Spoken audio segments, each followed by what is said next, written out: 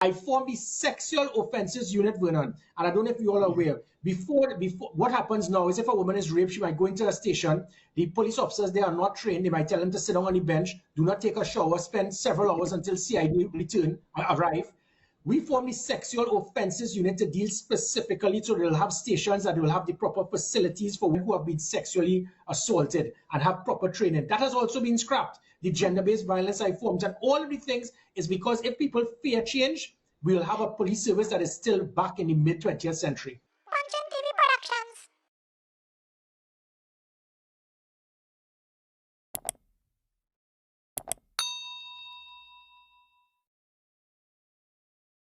It is absolute madness. For the last 4 months, no law-abiding citizen could get a legal firearm to protect themselves because they've stopped it. But criminals are now just bringing in illegal firearms and building their arsenal. So obviously there's going to be a situation where evil is going to overwhelm good. And it is getting worse, and there's nothing else being done because of this stupid little witch hunt by individuals who, again, are so desperate to be political. Vernon, let me tell you, they have spent more time trying to deal with character assassination of Gary Griffith, which has not worked. They have thrown mud on my white shirt and it stayed. There was no stain on it. They tried everything. And the more they threw it, the more the public started buying into the fact that, really? You're really going with that? And they keep throwing investigation reports and everything. And then they have their media people. So Rhea Tate is the mouthpiece for anything that happens. Rhea Tate gets a leak of the NSC. Rhea Tate gets a leak of a letter from the PSC. Rhea Tate gets a leak of text messages Keith Rowley will send to me. Well, let me tell you something, gentlemen. If Keith Rowley feels that little boy attitude of sending private text messages between a commissioner and a prime minister, he sees it fit to go public. If I start to reveal text messages, there might very well be a snap election before the end of this year. Things that I push to deal with women, Vernon. I push heavily, and it started with my wife, Nicole Griffith, about the system for pepper spray to be provided for women. I fought constantly. This government had the audacity to say, well, the criminals might take the pepper spray and spray it. It was easier to get a gun than illegal pepper spray out on the streets. After we pushed. Pepper spray more lethal than a gun. Yeah, well, and after we did everything, I put pressure on the government to ensure women can be protected, especially, at least they will have some degree of support for escape. Still, after all, even if it was approved in Parliament, nothing has happened. I pushed heavily for women to get firearms, and now not one person could get a firearm. I opened the gender-based violence movement to protect women. I formed the Sexual Offences Unit, Vernon, and I don't know if you're all aware. Before, what happens now is if a woman is raped, she might go into a station. The police officers, they are not trained. They might tell them to sit down on the bench, do not take a shower, spend several hours until CID arrive. We formed the Sexual Offences Unit to deal specifically, so they'll have stations that will have the proper facilities for women who have been sexually assaulted and have proper training. That has also been scrapped. The gender-based violence I formed, and all of the things is because if people fear change, we'll have a police service that is still back in the mid-20th century. Constantly, I realized the Prime Minister was not aware. He was very green in understanding his role and function as the chair of the National Security Council, because he kept getting involved in things that it was outside of his authority. Somebody, that person probably was too young. He was too young at heart to understand the concept of what a prime minister has to do in national security, or the prime minister, or another minister was lacking hindsight.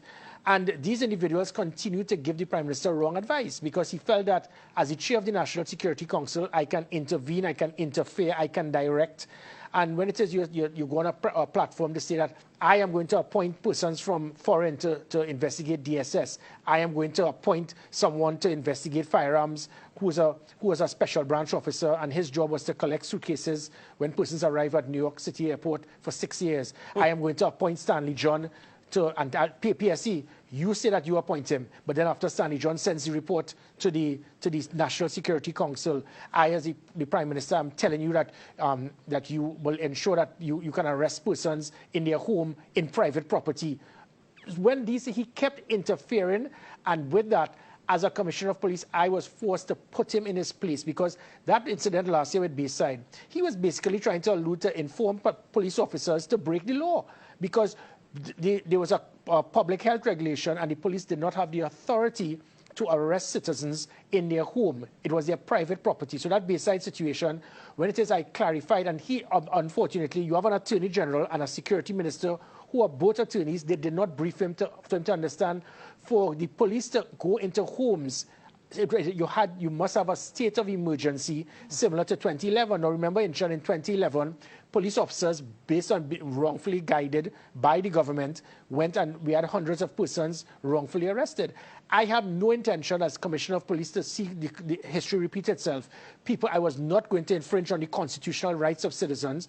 And if it is that you have your private home, if I did not say that, many junior police officers, being naive, would have believed that the Prime Minister was correct. Inchon Ishmael would have had a Father's Day lime, and they count 6 people, bam, they took your wicket. And we would have had hundreds of millions of dollars in legal damages that the taxpayers would have to pay. So by me doing that, he took offense to it, but that is your problem. And people say, Gary, you have to understand, you must have some respect. I said worse things about Kamala Persad-Bissessar when they did not want to approve the bail amendment bill and so other things. So what you're trying to tell me that as a Commissioner of Police, you can criticize the opposition leader, but not the Prime Minister? Over 20 police chiefs in the United States attacked President Trump when they had all the divisions. And they told him, shut up, you need to go. But this is a banana republic. Well, I'm a PNM supporter. You must speak well about my Prime Minister. It does not work that way. I was an independent Commissioner of Police, and I was not going to have anyone direct me wrongfully. Yo, what is going on in Trinidad and Tobago between the Prime Minister and Gary Griffith? Before I continue, don't forget to like and subscribe to my channel, and of course to hit that notification bell so you can get more updates of my content, right? So, Gary Griffith, everybody know Gary Griffith is a talker, right? Everybody know that he is a talker, right? He could talk down to your ears whole day, explain things, break it down, bring it back, all kind of thing. But as you listen to him here, the things he's saying sounds really, really truthful.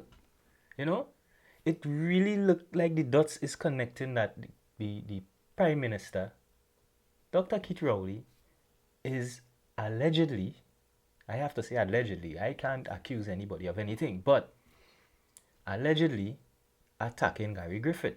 Now, Gary Griffith claims he is being attacked, and he explained a lot of things that he tried to do while he was the Commissioner of Police in Trinidad and Tobago, of course. But why did they shut those things down? Why did they put the things in place to protect our women after so many women are being abused? So many women are being murdered, kidnapped, raped, everything you could think of. Why? Why did they shut down his ideas? Why? I don't get it. Did we, as a country, supposed to protect your women? Because women bring forth life. Without women in Trinidad and Tobago, there will be nobody else. No reproducing. So, why are they doing that? Why they treat him like that? Now, he explained a lot of things. He actually called out the Prime Minister. He claimed that he have private text messages from Rowley, the Honorable Rowley. Now, I don't know if he will leak those messages. What do you guys think? Let me know in the comments, and of course, don't forget to like and subscribe to my channel and to hit that notification bell so you could get more updates and more content. But before I go, I just want you guys to tell me, who is attacking who? Is the Prime Minister attacking Griffith? Or is Griffith attacking the Prime Minister? It was nice, y'all. Thanks for watching my video. And of course, before I go, you know what I always say. We were born to love, and we learn to hate. Peace.